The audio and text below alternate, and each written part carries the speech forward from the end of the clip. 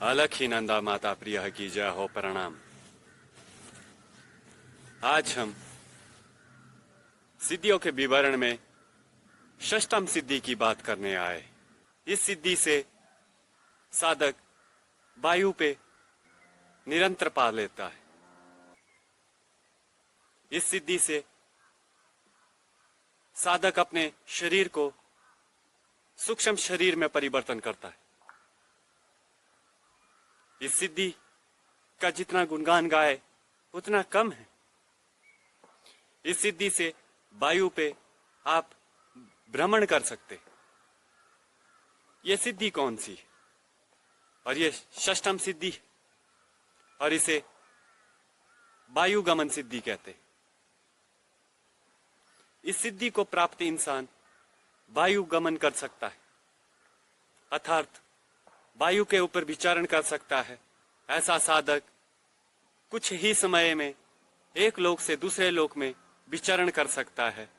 ये वायु गमन सिद्धि इतनी तीव्र होती है, इसकी गति इतनी तीव्र होती है कि वो क्षण मात्र में एक लोक से दूसरे लोक में विचरण कर सकता है और इसकी गति का अनुमान भी नहीं लगाया जा सकता। ये वायु गमन सिद्धि। सिद्धियों के इस विवरण में जो हम वायु गमन सिद्धि की बात कर रहे हैं, ये अति दुर्लभ। ये साधकों को वर्षों के योगाभ्यास के बाद इसमें साधक सक्षम होता है।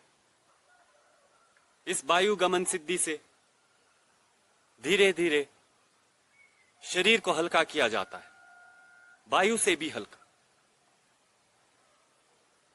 वायु से हल्का होने का क्या मतलब है, क्या तात्पर्य?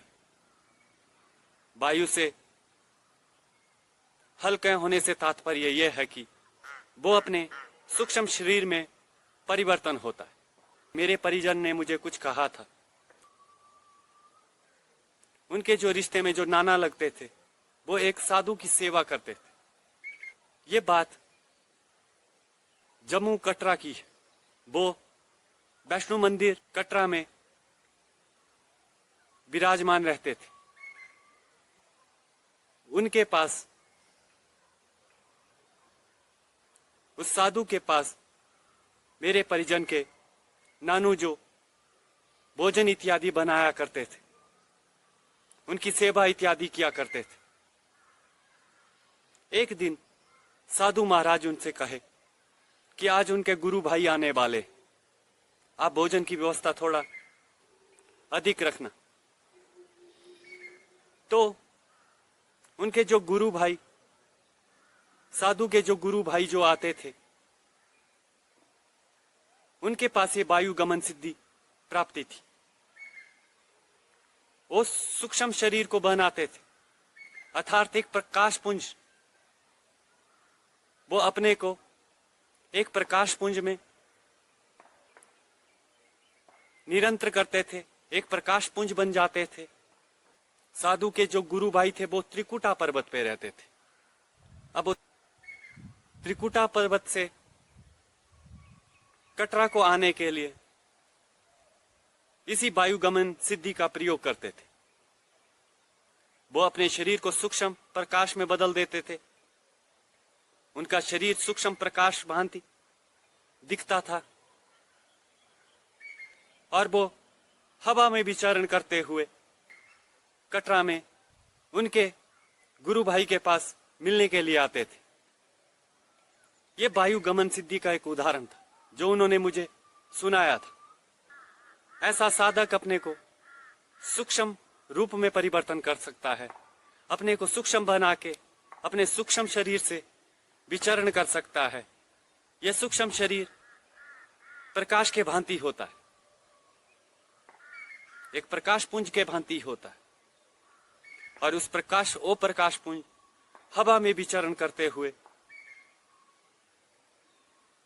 कुछ ही क्षण में जहां उन्हें जाना होता है वहां पहुंच जाते। जब वो आए, वो इस तरीके से उन्होंने देखा कि एक प्रकाश पुंज त्रिकुटा से आता हुआ दिखा और उनके आंगन में आके वो प्रकाश शरीर में परिवर्तन हुआ। ये वायुगमन सिद्धि का एक उदाहरण है। उस साधु महाराज ने मेरे परिजन के नानू को कहा था कि मैं योग विद्या में कुछ कम रहा हूं और ये मेरे से आगे है, इसके कारण ये करने में सक्षम है। ये इसका उदाहरण है। आज हम ये कह सकते हैं कि वो वायुगमन सिद्धि से त्रिकुटा पर्वत से कटरा वैष्णो देवी उतरते थे। ये वायुगमन सिद्धि का एक उदाहरण है। ऐसा मनुष्य अपने योगाभ्यास से वायु पे निरंतर कर देता है।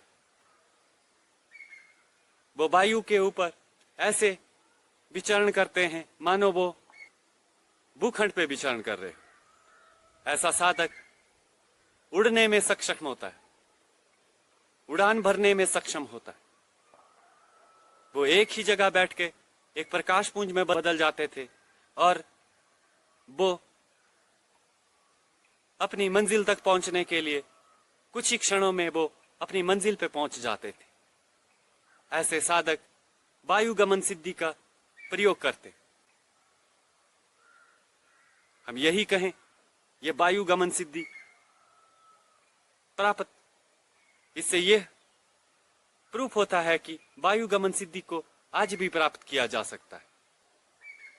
जो बात हमने आपको सुनाई ये ज्यादा पुरानी नहीं है, इसीलिए हमने आपको सुनाना उचित समझा, क्योंकि इसमें संशय है। मैंने नहीं देखा, पर मुझे मेरे जानने वाले ने मुझे ये बात बताई थी। आज वायुगमन सिद्धि के बारे में हम बात कर रहे थे तो सोचा कि आपको सुनाएं, इससे आप कुछ वायुगमन सिद्धि के बारे में जान पाए। ये वायुगमन सिद्धि योग अभ्यास और ध्यान अभ्यास से प्राप्त होती। वर्षों के एकटक समाधि से यह संभव है। कोई उग्र वायु उनके आसपास विचरण नहीं कर सकती, उन्हें वायु भी परेशान नहीं कर सकती। वो वायु बंधन इत्यादि भी कर सकता है। उनके साधना क्षेत्र में तीव्र वायु भी विचरण नहीं कर सकती। इस साधना से प्राप्त एक उच्चतम कला है। वायुगमन सिद्धि प्राप्त होती है, पर इसके लिए कितना वक्त लगता है कोई नहीं जानता। कई बार इसमें उम्र भी लग जा सकती है। ध्यान और योग अवस्था ही आपको यहां तक पहुंचा सकती है। आप अपनी योग और ध्यान में बने रहे, सिद्धियों को प्राप्त आप निश्चय ही करोगे। इन सभी सिद्धियों में कुछ सिद्धियां तो आपको प्राप्त होंगी ही होंगी। आप अपनी एकाग्रता बनाए रखें। हर साधक से मेरी यही अपील है।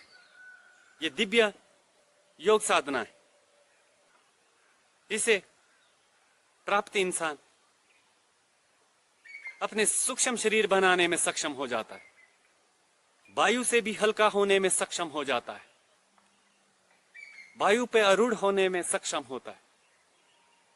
ऐसा साधक अनेकों अनेक चमत्कार करने में सक्षम होता है। ये वायुगमन सिद्धि जिसे प्राप्त होती है वो वायु के ऊपर विचरण कर सकता है। उसी तरह जिस तरह हम भूखंड पे विचरण करते हैं, वैसे ही वायु पे विचरण कर सकते हैं। ऐसे साधक वायु पे विचरण कर सकते हैं और उनकी विचरण की तीव्रता इतनी होती है कि आप अनुमान भी नहीं लगा सकते। उन्हें लोक परिवर्तन करने में कुछ ही समय लगता है। वायु वेग से एक स्थान से दूसरे स्थान को परिवर्तन करना वायुगमन सिद्धि से संभव है, वो भी कुछ ही क्षणों में एक स्थान से दूसरे स्थान में परिवर्तन, एक स्थान से दूसरे स्थान पर पहुंच जाना, यह वायुगमन सिद्धि का मुख्यतः कार्य। ऐसी सिद्धि प्राप्त साधक हमेशा दूर पहाड़ों में विचरण करते और उन्हें इस विचरण हेतु ये सिद्धि प्राप्त होती।